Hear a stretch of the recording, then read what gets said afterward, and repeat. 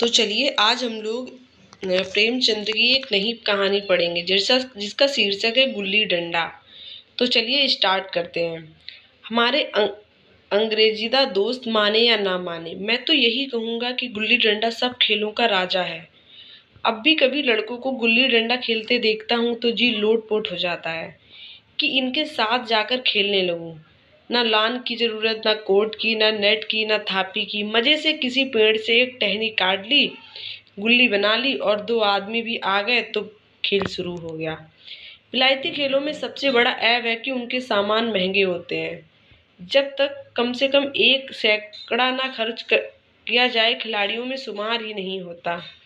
ये गुल्ली डंडा है कि बिना हर फिटकरी के चोखा रंग देता है। पर हम अंग्रेजी चीजों के पीछे ऐसी दीवानी हो रहे हैं कि अपनी सभी चीजों से अरुचि हो गई है। हमारे स्कूल में हर एक लड़के से 3-4 रुपए सालाना केवल खेलने की फीस ली जाती है। किसी को ये नहीं सोचता कि भारतीय खेल खिलाएं जो बिना दाम कौड़ी के खेले जाते हैं। अंग्रेजी खेल उनके लिए है जिनके पास धन है। गरीब लड़कों के सिर क्यों ये व्यसन बढ़ते हैं? ठीक है, गुल्ली से आंख फूट जाने का भय रहता है तो क्या क्रिकेट से सिर फूट जाने, तिल्ली फूट जाने, टांग टूट जाने का भय नहीं रहता? अगर हमारे माथे में गुल्ली का दाग आज तक बना हुआ है तो हमारे कई दोस्त ऐसे भी हैं जो थापी को बैसाखी से बदल बैठे। खैर, ये अपनी अपनी रुचि है। मुझे गुल्ली ही सब खेलों से अच्छी लगती है और बचपन की मीठी स्मृतियों में गुल्ली ही सबसे मीठी है।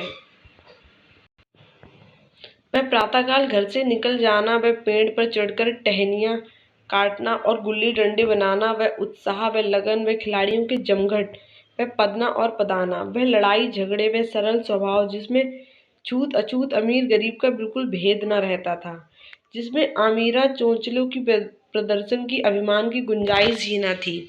ये उसी वक्त भूलेगा जब जब घर वाले बिगड़ रहे हैं, पिताजी चौके पर बैठे बैग से रोटियां पर अपना क्रोध उतार रहे हैं, अम्मा की दौड़ केवल द्वार तक है, लेकिन उनकी विचारधारा में मेरा अंधकारमय भविष्य टूटी हुई नौका की तरह डगमगा रहा है। और मैं हूं कि पदाने में मस्त हूं, ना नहाने की सुधि है ना खाने की। गुल्ली ही तो है जरा सी, पर उसमें दुनिया भर की मिठाइयों की मिठास और तमाशों का आनंद भरा है। मेरे हमजोलियों में एक लड़का गया नाम का था, मुझे 2-3 साल बड़ा होगा। दुबला लंबा, बंदरों की सी लंबी लंबी पतली पतली उंगलियां, बंदरों की सी चपलता, बही झल्लाहट। गुल्ली कैसी ही हो, उस पर इस तरह का लपकता था जैसे छिपकली कीड़ों पर लपकती है। मालूम नहीं उसके माँ बाप थे या नहीं, कहाँ रहता था, क्या खाता था, पर था हमारे गुल्ली क्लब का चैंपियन। जिसकी तरफ वह आ जाए उसकी जीत निश्चित। हम सब उससे दूर से आते देख उसका दौड़कर स्वागत करते थे और उसे अपना गोइया बना लेते थे। एक दिन हम और गया दो ही खेल रहे थे। मैं पदा रहा था, मैं पद रहा था। मगर कुछ विचित्र बात है कि पदाने में हम दिन भर मस्त रह सकते हैं, पदना 1 मिनट का भी अखरता है। मैंने गला छुड़ाने के लिए सब चालें चली जो एक अवसर पर शास्त्र विहित न होने पर भी क्षम्य हो, लेकिन गया अपना दाव लिए बगैर मेरा पिंड न छोड़ता था। मैं घर की ओर भागा, अनुनय विनय कर कोई असर न हुआ। गया ने मुझे दौड़कर पकड़ लिया और डंडा तानकर बोला, मेरा दाव देकर जाओ। पदाया तो बड़े बहादुर बन के पदने के बैर क्यों भाग जाते हो? तुम दिन भर पदाओ, मैं दिन भर पदता रहूं। हाँ, तुम्हें दिन भर पदाना पड़ेगा। ना खाने जाऊं, ना पीने जाऊं। हाँ, मेरा दाव दिए बिना कहीं नहीं जा सकते। मैं गुलाम हूँ। हाँ, मेरा गुलाम हो। मैं घर जाता हूँ, देख मेरा क्या कर लेते हो। घर कैसे जाओगे? कोई दिल लगी है, दाव दिया है, दाव लेंगे। अच्छा, कल मैंने अमरूद खिलाया था, वह लौटा दो। वह तो पेट में चला गया, निकालो पेट से।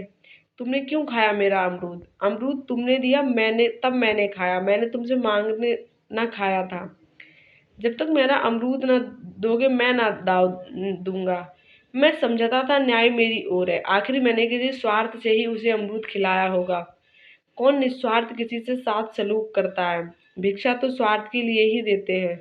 जब गया ने अमरूद खाया तो फिर उसे मुझसे दाव लेने का क्या अधिकार? रिश्वत देकर तो लोग खून पचा जाते हैं, यह मेरा अमरूद यूं ही हजम कर जाएगा? अमरूद पैसे के 5 वाले थे जो गया के बाप को भी न नसीब होंगे। ये सरासर अन्याय था। गया ने मुझे अपनी ओर खींचते हुए कहा, मेरा दांव देकर जाओ, अमरूद समरूद में नहीं जानता। मुझे न्याय का बल था, वह अन्याय पर डटा हुआ था। मैं हाथ छुड़ाकर भागना चाहता था, वह मुझे जाने ना देता। मैंने गाली दी, उसने उससे कड़ी गाली दी, और गाली ही नहीं, 2-1 चांटा जमा दिए। मैंने उसे दांत काट लिया, उसने मेरी पीठ पर डंडा जमा दिया। मैं रोने लगा। गया मेरे इस अस्त्र का मुकाबला न कर सका, भागा। मैंने तुरंत आंसू पोंछ डाले, डंडे की चोट भूल गया और हंसता हुआ घर पहुंचा। मैं थानेदार का लड़का एक नीच जाति के लौंडे के हाथों पिट गया। ये मुझे उस समय भी अपमानजनक मालूम हुआ, लेकिन घर में किसी से शिकायत न की। उन्हीं दिनों पिताजी का बढ़ा से तबादला हो गया। नई दुनिया देखने की खुशी में ऐसा फूला कि हमने हमझोलियों से बिछुड़ जाने का बिल्कुल दुख न हुआ। पिताजी दुखी थे, ये बड़ी आमदनी की जगह थी। अम्मा जी भी दुखी थी, यहाँ सब चीजें सस्ती थी और मोहल्ले की स्त्रियों से घराव सा हो गया था। लेकिन मैं मारे खुशी के फूला ना समाता था। लड़कों से जीत उड़ा रहा था। वह ऐसे घर थोड़े ही होते हैं, ऐसे ऊंचे ऊंचे घर की आसमान से बातें करते थे। वहां के अंग्रेजी स्कूल में कोई मास्टर लड़कों को पीटे तो उसे जेल हो जाए। मेरे मित्रों की फैली हुई आंखें और चकित मुद्रा बतला रही थी कि मैं उनकी निगाह में कितना ऊंचा उठ गया हूँ। बच्चों में मिथ्या को सत्य बना लेने की वह शक्ति है जिसे हम जो सत्य को मिथ्या बना लेते हैं क्या समझेंगे।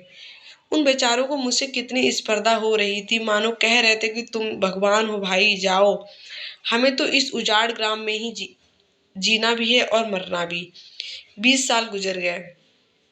मैंने इंजीनियरिंग पास की और उसी जिले का दौरा करता हुआ उसी कस्बे में पहुंचा और डाक बंगले में ठहरा।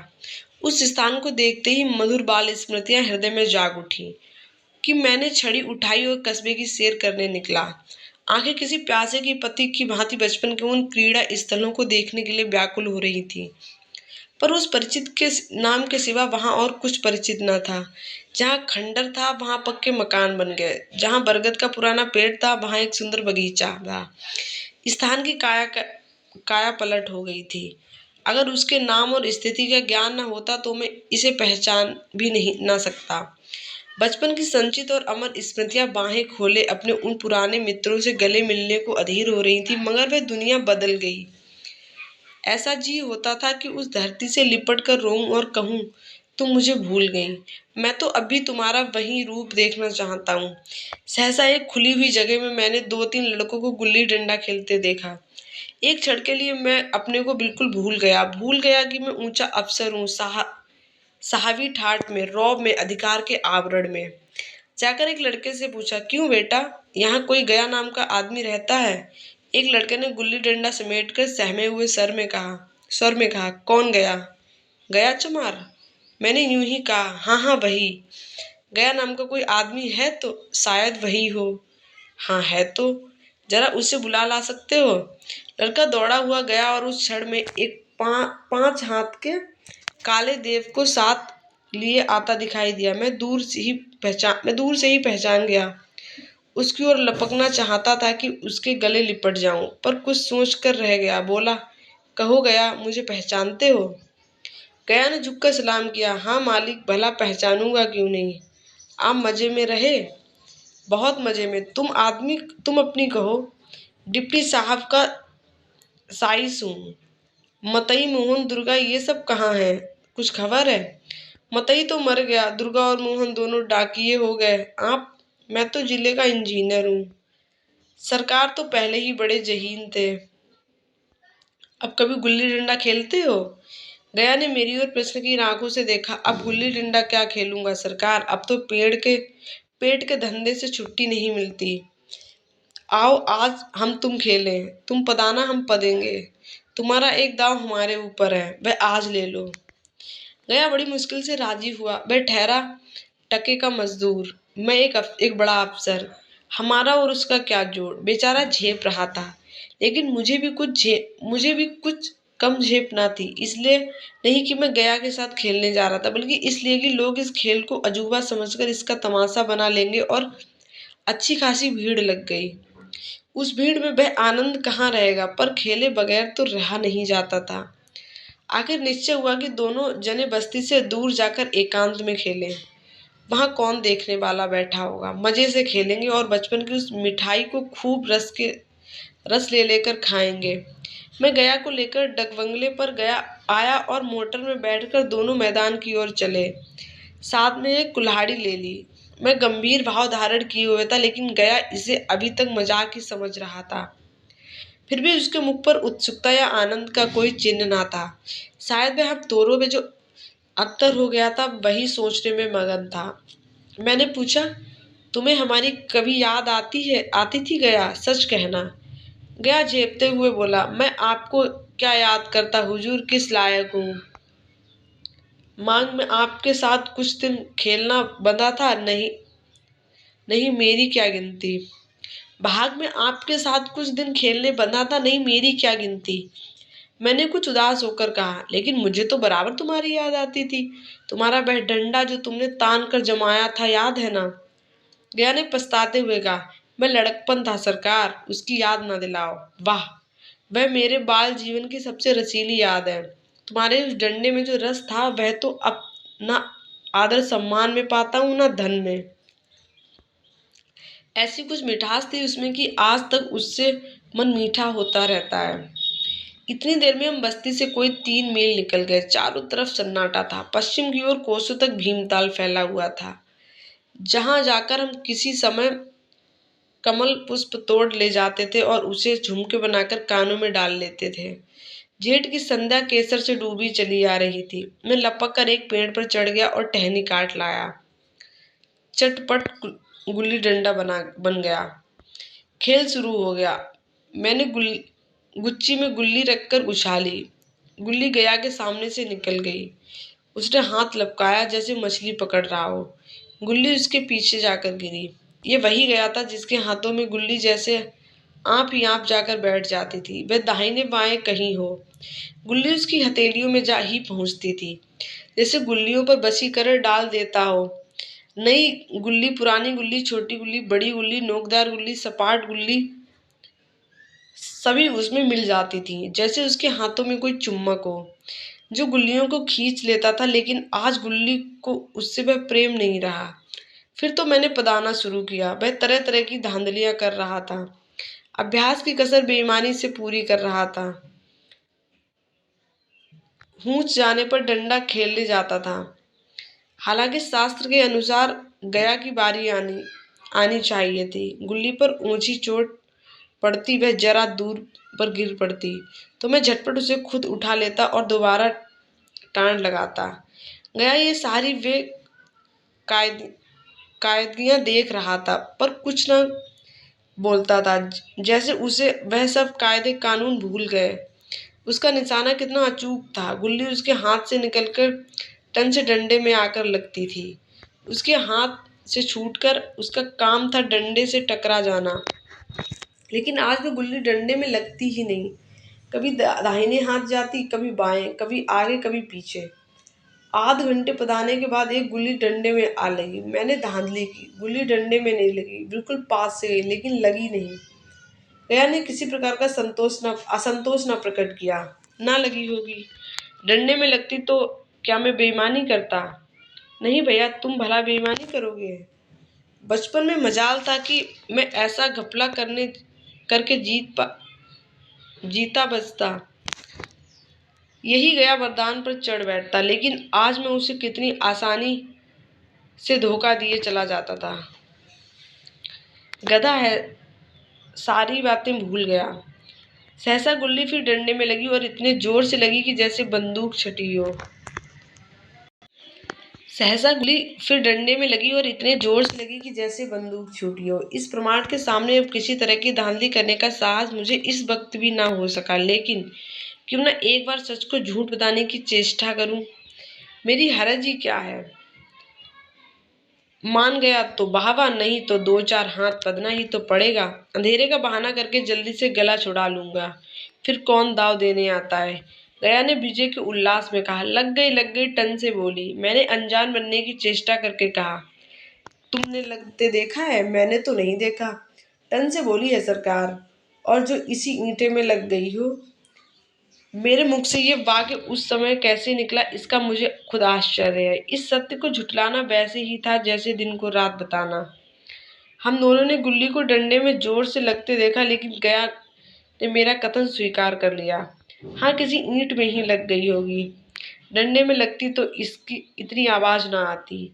मैंने फिर पदाना शुरू किया, लेकिन इतनी प्रत्यक्ष धांधली कर लेने के बाद गया की सरलता पर मुझे दया आने लगी। इसीलिए जब तीसरी बार गुल्ली डंडे में लगी तो मैंने बड़ी उदारता से दाव देना तय कर लिया। गया ने कहा, अब तो अंधेरा हो गया भैया, कल पर रखो।